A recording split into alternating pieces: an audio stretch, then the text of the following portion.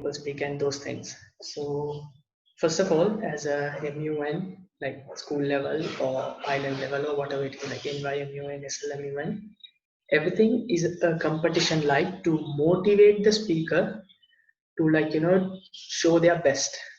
So basically everything has a point system there. So if you speak well, you get points. For your foreign policy statement, you get points. For the questions you answer, for the questions you raise, and all this, you get points.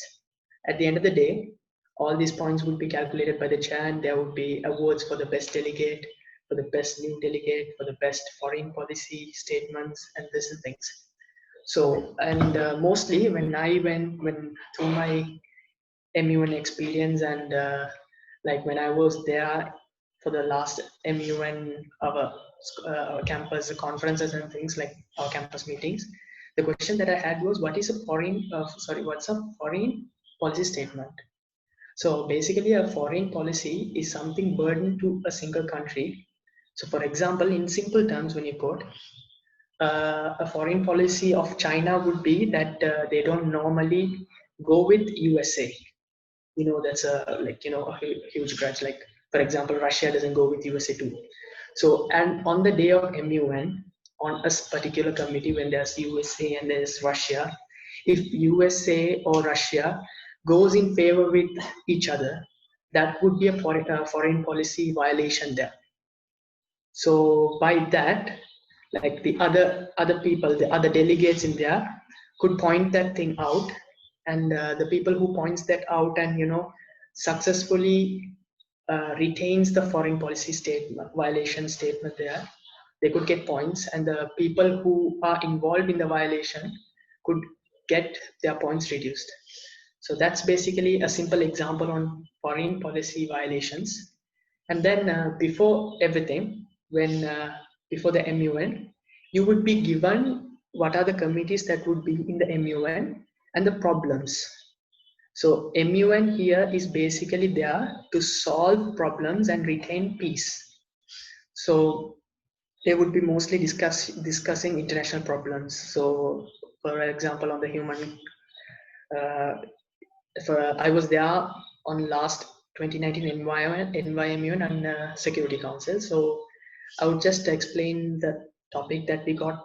It's just a long one. I'll break it down. It was just about terrorism and financing terrorism. So that was the topic. So basically there was a huge list of committees and their problems given particularly to each committee. That's topics. So I chose to be in the Security Council. So on this topic, the topic that you choose, you have to make a foreign policy statement. So the statement would include addressing the topic, and then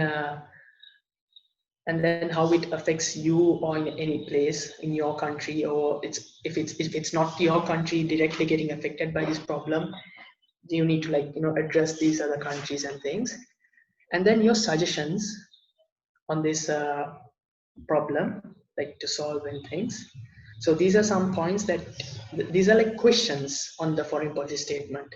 They would actually have these questions there, and you need to give answers in a diplomatic way. Like, so being diplomacy is another key point of MUNs, and I would discuss that in further comings. And so this is a foreign policy statement, and this is much more crucial to a delegate.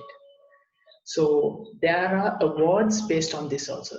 So the best foreign policy statement would get an award too at the end of the day. So then after that, then comes when we move on to the flow on the day of MUN, when you go there, the first thing would be the roll call. So basically the table chair members would be calling out for the delegates. So they would have a list of delegates who applied for the committee and who already said that they would be there. So they would be calling out their country names, and you should raise your placard. The placard, you know what's a placard? So you raise your placard when your country name is called and say that you're present there. So that's roll call. And then after the roll call, you move on to the speakers list. So the speakers list, as Amod said, not everyone would be entertained because, for example, as when you get the General Assembly, there'll be a huge crowd. So you can't be giving opportunities for everyone to speak. So when you move on to the speakers list, the chair would be asking like who would like to speak, and then you raise your placard at that time, and the chair would be just only picking few. If it's a huge crowd, according to the council that I was in, the security council, we were only just 12 members that day, 12 to 13 members. So we all raised our placards and we all did get a chance to speak.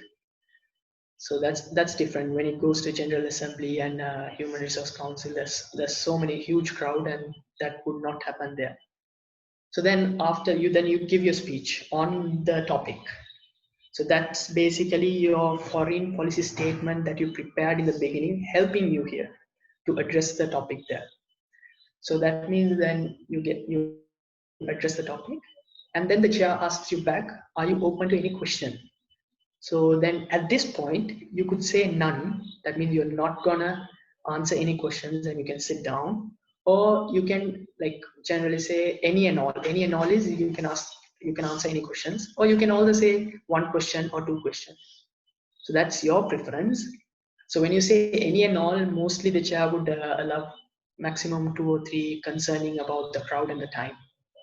So then people would raise their placards if they want to ask you a question, and they would stand on point of information there, as Amod addressed earlier. There's points, so those are they would stand on point of information there, and they would ask you a question, and you answer them back correctly. And if they are satisfied, they would sit down, or they can request a follow-up. The same person who asked you a question would follow up, and maximum of two follow-ups would be given. The first follow-up, and if your first follow-up was good enough, the chair might even allow a second follow-up, but it depends on the time and the concern. So that is that follow-up would be given there, and then here points would be awarded for the best speakers and all these things. And then when you move on from the speakers list, like everyone who raised their placards and was noticed by the chair would get this chance to speak. And after that they move on to moderated caucuses. So basically moderated caucus, what they do is they write down topics. So as I said at the beginning, you have a big topic. So now in moderated caucuses, like for example, this big topic would have a huge diversity. So what they do in moderated caucus is break it down to smaller issues and like the most concerning parts of the huge topic or the huge problem. And they write down these topics in a chat. For example, one delegate from India or one delegate from somewhere like China or Japan, he writes down a topic and then he writes below who it is, like the delegate of Japan or something like that, sponsored by, and then they give this to the admin, where the admin would take these topics from each delegate to the chair. So from that, the chair decides which is the most appropriate topic to speak out, and which is good ones, and then they put on the topic saying that this was eye-catching or something like that, much more important, and they go. And if all the other delegates are okay with the topic, so they go with the topic. So for example, if I present out a topic as the delegate of maybe some country like Nepal or something, so then I had my topic was chosen in Mod Caucus. So then I get the chance to speak on like define the limits on the topic. Like I get up and say 1 minute would be awarded to each delegate to speak on this topic. So then my topic was chosen, so I set the time limit, and only like 2 point of information or something like that would be entertained or something like that. So that is my moment to define, because they would be speaking on my topic, the topic that I suggested. So that's mod caucuses. And basically then move on to unmoderated caucuses. Unmod caucuses is something where things get messy. Messy in the sense people start to move. So after unmod caucus comes the resolution. For that, to build up resolutions, people break into groups. So basically, as I was in a small committee last year on Security Council, we had only 2 groups. One was the head of one group was USA, and the next was I don't exactly remember. I think it was Russia. Yeah, Russia, Russian Federation. They had another group. So I went with Russia last year. So now what they do here is they take on.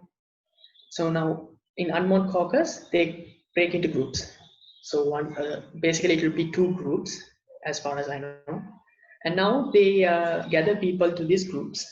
Like for example, as I said, there was two groups headed by US and Russian Federation last year in my Security Council. So I joined Federation of Russia, and then we all discussed about one huge topic, and then moderated caucuses broke down those topics. Now all this gathered information here would be put to write on a resolution. So now in admod caucuses, these two groups try prepare resolutions. So resolution preparation is another huge topic. Like there's a format, there's some set of words and some set of vocabulary that you need to use. So that's a really standard one, and that would take time if we start discussing right now. So now for now, we'll just skip that part. So now we put down the informations to prepare the resolution, and then there are two groups have prepared resolutions here. And at this moment also, it is really crucial to stick to your foreign policies. Like, for example, as I said earlier, Russia has a grudge with America, they don't go together, or China doesn't go with USA. So if like if the chairs see like, the delegate of China in group with the delegate of USA, that's a foreign policy violation there. So then the needed actions would be taken and points would be deducted there, and that would be a real mess there. So every time remember your foreign policies and the limits for the particular country that you have been a delegate to. So that in unmod caucus, and then you prepare a resolution, present it to the chair, and the rest Amod had explained. The chair takes on discussions, print it, and then the next day it would be there. And on that resolutions, you vote. So for example, there'll be two resolutions, and on the next day probably, you vote on the resolution saying this is good, this is to be implemented, or that is to be implemented. So in this time, it's basically the delegates voting, and the highest voted resolution would be passed to the system, and it goes on like that. So as Amod explained there. So here, when you speak, there's one small point. When you speak out in the speakers list or whatever it is, when you go for the point of information, generally when you speak in the point of a third person view. You never mention I, myself, something like that. So for example, it's like you always need to go on the point of a third person view. So it would be like the delegate of Nepal is willing to, that something like that. If I'm the delegate of Nepal and I had to ask the delegate of China a question on his speakers list when he spoke, I need to ask a question. Then I would be like, the delegate of Nepal is willing to, and then I go for my question, something like that. So every time remember, you are not supposed to mention yourself there. It is always a third person view.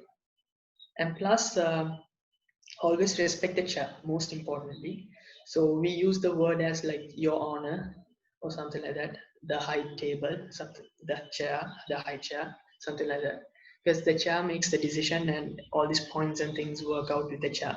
So never pull up grudges with the chair. That's one main important thing to notice. So that is what I wanted to call out here. And any questions? I tried to put it in much more simple terms as I can. Any questions on this? I have so much time, so I went on as an express train also. No, Hassan, I don't think. You finished with explanation? Yes, madam. Okay, cool. Right.